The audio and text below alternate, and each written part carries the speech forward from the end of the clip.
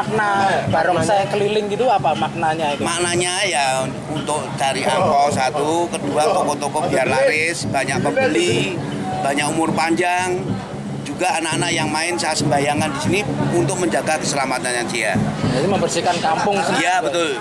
Itu tiap tahun, Pak. Dan selalu pas Cap Gomeh. Pas Cap Gomeh itu berarti sudah terakhir, sudah habis intiannya. Imleknya sudah habis. Kumpul bareng deh.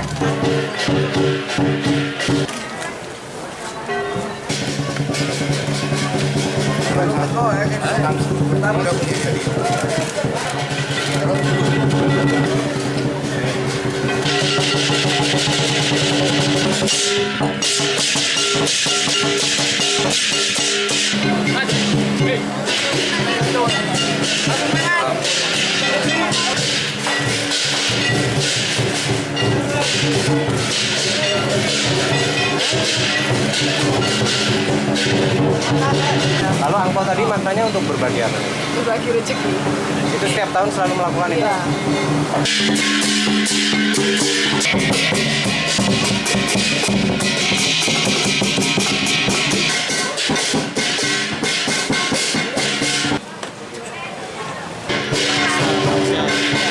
Ya, Mas.